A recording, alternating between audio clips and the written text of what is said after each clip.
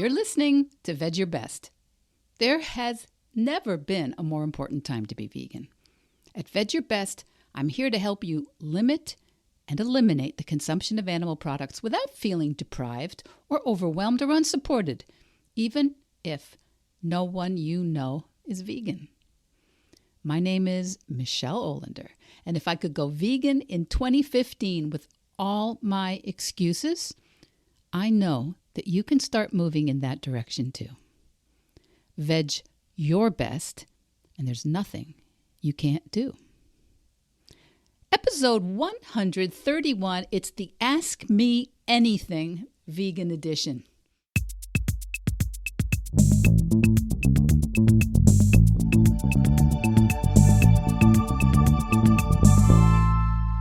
Hi, my Veg Your Bestie. Hi.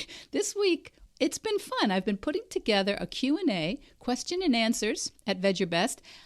I asked on Instagram for some questions, and I have gotten quite a few. And there were some that I've received previously from listeners over the past couple of months. And I'm going to, I guess I'm just going to jump in and start and do this in a pretty free-form, real-time, as it comes to me sort of way. And I expect that a few of them will become topics that deserve an entire episode going forward. But maybe it would be good just to, entertaining to hear my process in answering and explaining my personal thoughts. I'll record for 20 or 30 minutes and we'll see how many we get through. Now, remember, first of all, if I were coaching you, if you were my client, I would almost never tell you what I think. Very, very seldom. All I care about is you knowing what you think. Okay? So for entertainment purposes, let's see what I can do. Can I walk this line between telling you what I think for this episode and maybe giving you a sense of who I am and how I coach? Now, it also occurred to me, because it's the rage right now, to type all the answers for these questions. Well, actually, to type all the questions into Chat GPT. You know, that's the artificial intelligence app that a lot of people are using. And I thought maybe I'd compare the answers, but maybe that's a fun thing to do in the future. Maybe today we want to keep it a little bit more laser podcasting. No frills. All right, so let me pull these questions up and we'll get started. And let's start with a question from those marvelous podcasters over at Compassion and Cucumbers, Sam and Christine. And don't forget to follow Compassion and Cucumbers, and don't forget to leave a 5-star review for them. So the question is, are your kids vegan? Weeping. Can you hear me weeping? And this may be the shortest answer of any of them. No, my kids are not. My husband is not. My grandkids are not. Maybe the youngest one, because he's still just nursing. Yes, and I can hear what you're saying. Why am I listening to this podcast? Michelle is a failure, a complete failure. Well, of course, I myself wasn't vegan until my 50s, about 7.5 years ago. So I consider my family, my loved ones, to be pre-vegans. Have you heard that term, pre-vegans? Matt and Wes introduced me to that term when I was on their podcast, How I Vegan, at the beginning of the year. And that's another great podcast for you to subscribe to and listen to and give a 5-star review, How I Vegan. So pre-vegan, that's how I think of my family. And of course, several of them are much closer than others. My husband, for one, makes more and more choices that are in alignment with vegan ideals. But there are still some areas he has not yet eliminated in terms of animal products, and I have decided to not make that a problem for me. Did you know that you can do that? Did you know you can just make decisions like that certain things are a problem and certain things aren't? Because I could decide it was a problem. I could decide that he has to do everything the way I'd like him to. But so far, since that is actually not the way the world works, I only have control over my decisions, over my actions. And yes, I've been influential. And yes, I could also decide that I don't even want to be with him anymore. But instead, and I think I talked about this with Howard Jacobson a long time ago, I decided to consider him, well, I didn't have the term then, but I've considered him pre-vegan, and I applaud the changes he makes. And I spend most of my silent judgment time, I spend that on doing what I think is best to change in myself. Yes, I would love everyone to do things my way. And until someone gives me that secret power, I spend my time changing myself. Okay, next question. So that one actually wasn't as short as I thought it was going to be. I think the next few here are short. Favorite color? Blue. Blue. Is there any other answer to that question? I'm actually suspicious of anyone who says differently because blue is objectively the best color. Let's see here. Next question. Tofu or tempeh? Okay, I'm team tofu.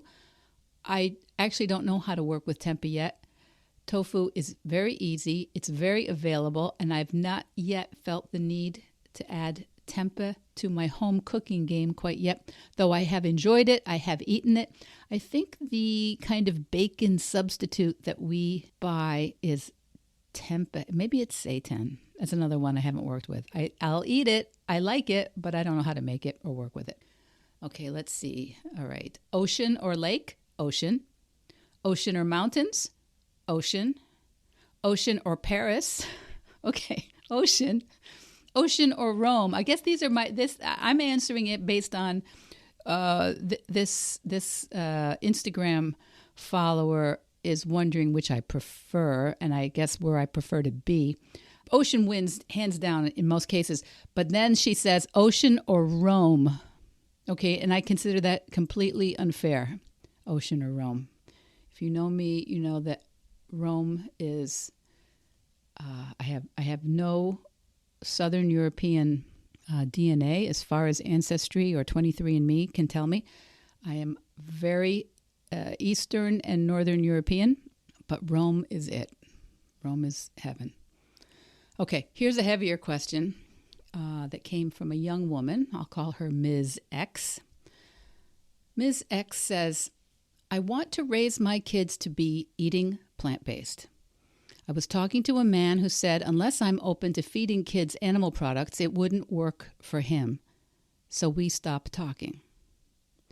How do I tell someone this without getting them all worried, especially if they aren't vegan or plant-based? I don't want this to be a problem with everyone.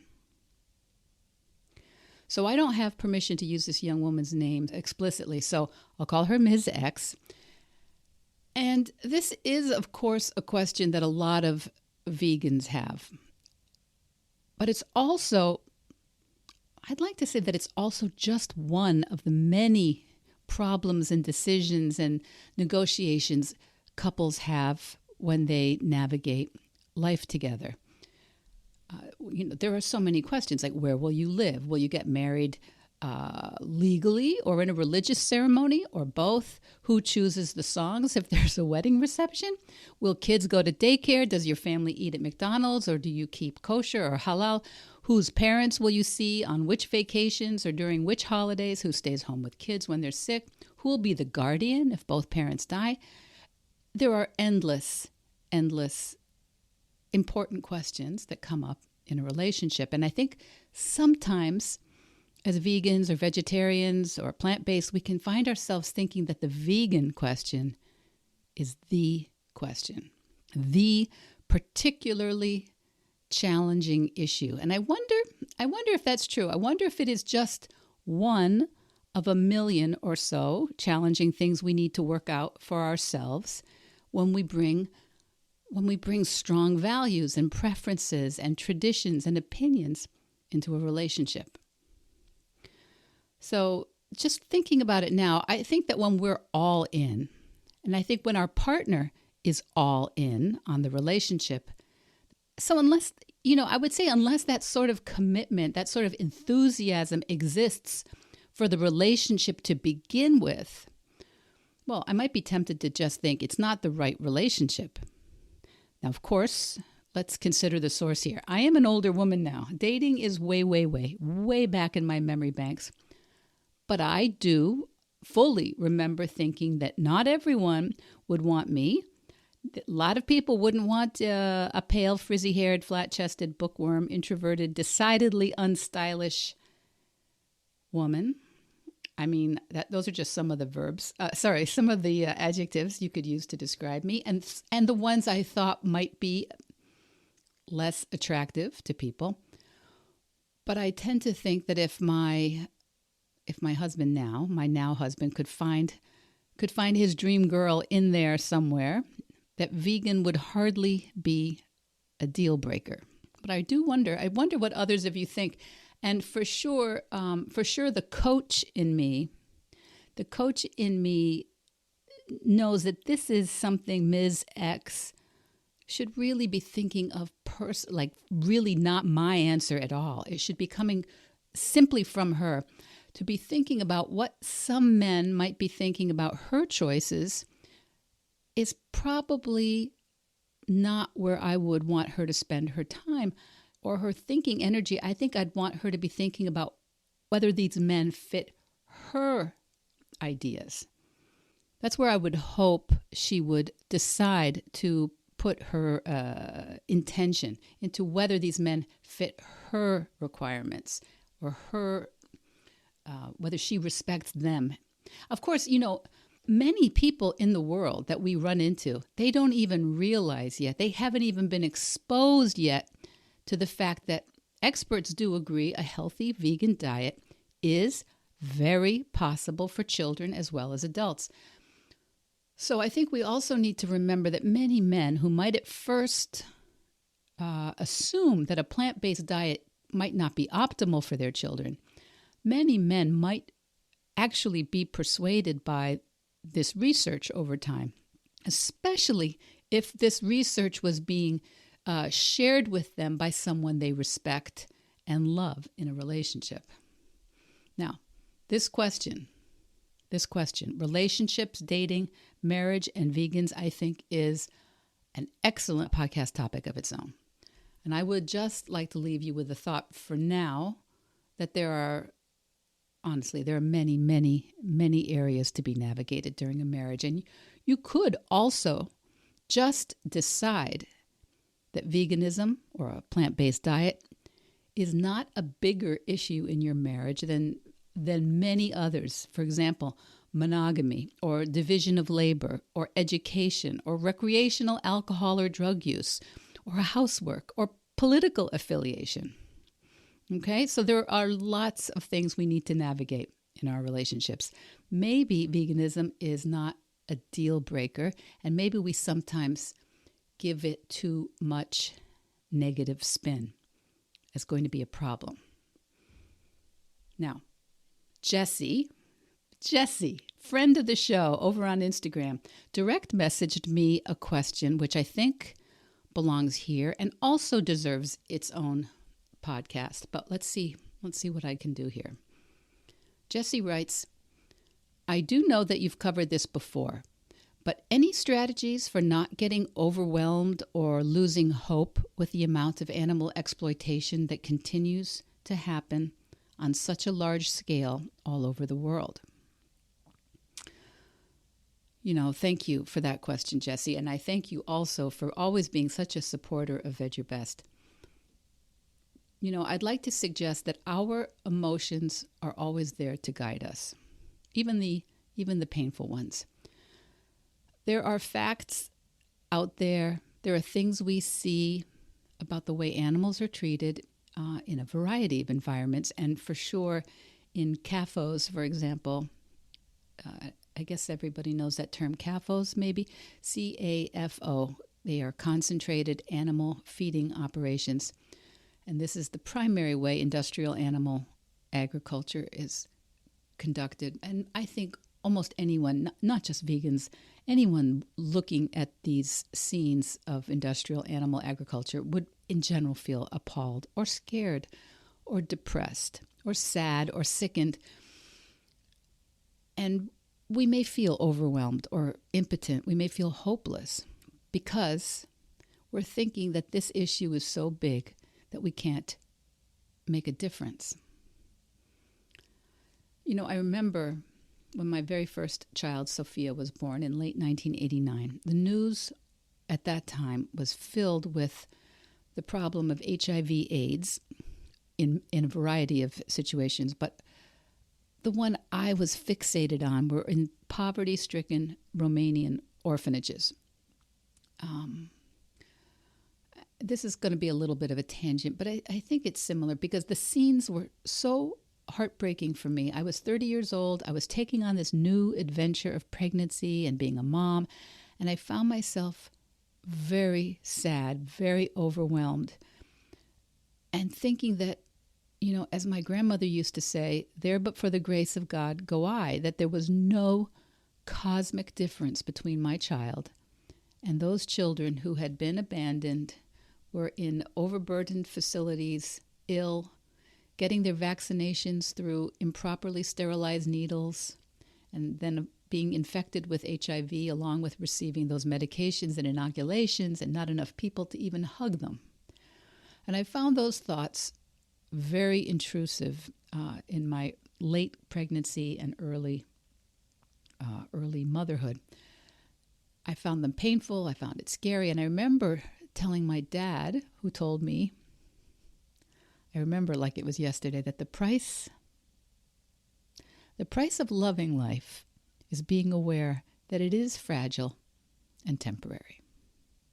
And what I'm saying is that I think it is really normal, it is really natural to feel strong sadness and anger and fear and hopelessness when we see certain things.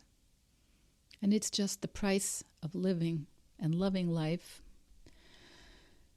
And I always suggest that we, when feeling these strong feelings, practice asking ourselves, what else is true? What is also true? I saw kids who were getting ill, poor treatment, and no love. But what was also true was there were people in my home that I could focus on. There were community organizations that I could try to support that were doing good work. There is no denying that atrocities are happening, whether to animals or children, to beings in countless situations. I don't want to feel good about those things. I don't want to just cheer up. I don't want to just not think about it or hope someone else fixes things or that it changes. I don't want to feel fine about certain things. But I do want to ask myself to think about what else is true. What else is true? You can answer that in your own homes right now, or in your car, or on your walk, or wherever you are right now. What else is true? There is a lot of suffering. What does that open up for me? What does that mean about how I want to show up today, or this week, or even right this minute? In general, my strategy is I want to make sure that I'm focusing on the ethical choices available to me right here, right now, and I never diminish that. I decide that what I can do is not insufficient. It is important. And in fact, it may not be enough to change everything. Of course, it won't be. But it changes something, and that's where I keep my focus. So I decide to think that every single time you pick up trash, every single time you encourage someone or offer your help or opt out of giving money to people who torture animals and decide to give money to people and organizations that are in line with your ethics, I decide to believe that you are literally changing the world with each of those actions. And when you do it with love and hope, I think you inspire others much, much more than when you do those same things out of despondency or hopelessness. And one thing I know for sure, especially having come out of this, I think we've come out of this pandemic, but there has been a tremendous mental health crisis. Many of us know people who've really suffered through a lot of what's gone on. And there are young people There are young people watching us every minute of every day. And I think it's possible that young folks really need more than ever to see our actions are born of love and hope and commitment, and that we're making those choices. I think young people need to see us doing that more now than at any other recent time. So not to stretch this out, but to answer Jesse and so many of us who find ourselves outraged, demoralized, overwhelmed by what we see, keep asking yourselves, what else is true though? What else is true that right now I have breath. Right now I have some health, some strength, some agency. Right now I can make choices. Right now I can give comfort. Right now I can underwrite compassion.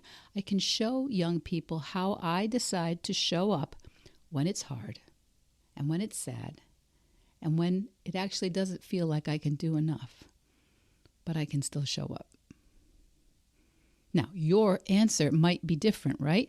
What else is true for you? It doesn't do away with painful realities, but I think it can help us stay in action and stay visible. There's that famous quote from Mr. Rogers, Fred Rogers. Fred Rogers said his mother would tell him when he was a boy and there would be scary things in the news or scary ideas, she'd say, look for the helpers. You'll always find people in any emergency who are helping.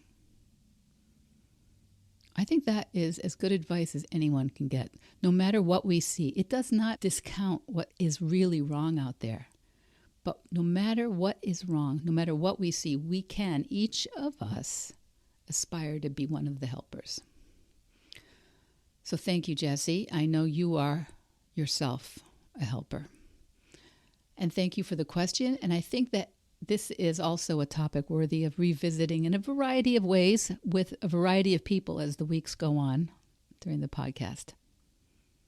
Okay, now that was a pretty heavy one, and I'm answering in a longer format than I anticipated when I started this. So I think I will break this Q&A format into 2 parts. But here's one more. Here's one more before I finish up today's episode. Do I eat breakfast? And if so, what do I eat for breakfast? Now, for many years, even pre-vegan, I did not eat breakfast. Only black coffee. And I still drink black coffee. But I have recently, okay, this is a change because of my podcast. I have recently become a fan of previous guest Bobby Giudicelli's Super Loaves. And I don't think it's super loaves. I think she calls them super loaves. If you don't remember that episode, Bobby Giudicelli and her son started a food company called Read the Ingredients. Bobby, I think it was episode. I'm going to while I'm talking, scroll through. I think it was episode 90. Episode 98, Bobby Giudicelli, Read the Ingredients. And Bobby's also a vegan. She's also a food advocate, and she's written a really interesting book called Freedom from a Toxic Relationship with Food. Bobby was a great guest. And after our conversation, I ordered her sampler of Super Loaves, and you can find them on Amazon. But I think the better price is if you go to her website for Read the Ingredients. And these loaves are, okay, the first time I ate the first one, I thought it was a little bit, but I have learned to really, really love them. The reason it was a little flat because these are really whole foods. They're whole foods. They're sugar-free. They're gluten-free, very fiber-filled. And I usually have one or half of one every morning now. I mean, all I can say is they are extremely wholesome, and you feel like you have actually supported yourself in some way. So this was not an expected question, and it is the truth. My family can all attest to the fact that there is a Read the Ingredients Super Loaf with my coffee virtually every morning. I like the chocolate ones. I didn't like the chocolate ones at first because they are like, you know how chocolate, when it's not sweet, can be kind of not bitter, but just our taste buds have been trained, so we kind of expect it to be like milk chocolate. This is very yummy, though. Chocolate one, I like the banana one. There's also carrot cake style ones. They're filled with carrots and nuts. The apple one, I can't remember how many there are, but usually I get the banana and the chocolate. And no, they're not sweet. They're very dense. They're not cake at all, but they are very, very satisfying. So, not a commercial, but that's the answer. That is what I eat for brekkie most mornings with black coffee. Okay, caveat, unless I'm in the UK. So if I'm in the UK and staying somewhere that has a full vegan breakfast, and a full vegan breakfast is like the full English breakfast that some of us grew up with. It usually has something like beans, grilled tomatoes, mushrooms, very often a plant-based sausage, a hash brown or cauliflower hash, and maybe avocado toast. And last April, we were in the UK, and boy, both my husband and I loved the hotel vegan breakfasts we had. And we were talking about them this morning because we are dreaming of them again right now because we're planning another trip this May to Edinburgh this time, then down to Northern England, and then London. So that's my brekkie answer. Did you have any idea it was going to be that long? All right, I'm going to make this the last question. The last question for this week's episode. I have quite a few more here that I've taken from Instagram and from my email. So let's let today's percolate. If you have any thoughts or questions that you haven't sent yet, please send them in. Email me or DM me over on Instagram at VegYourBest. And honestly, if you think I'm way out of line, feel free to tell me. Maybe you're right. When I coach, I don't tell you what to think. I help you decide what you want to think. And I help you create the energy. I help you create the feelings you need to be as effective as you can be with what you do think. But it's not one and done, right? We're navigating this life a minute at a time, an hour at a time, a day at a time. And for sure, my thoughts and feelings have evolved over the past almost 64 years. And I don't think that's a problem. I hope that if I change my mind, I will change it to something that is kinder, more compassionate, and better. So I prefer to think that that's the miracle of being a human, is that you can learn more and do better. Okay. All right, kids. Keep sending in the questions. I'll see you next week. And until then, veg your best. Veg Your Best podcast production, music, and editing by Charlie Weinshank. Thanks, Charlie. Before you go, it would mean so much to me and the Veg Your Best team if you would hit subscribe, leave us a 5-star review, or share with someone you think might be interested. Something about algorithms, it helps bump us up a little in the rankings, and that's the best way to help others find the podcast and for us to find our audience.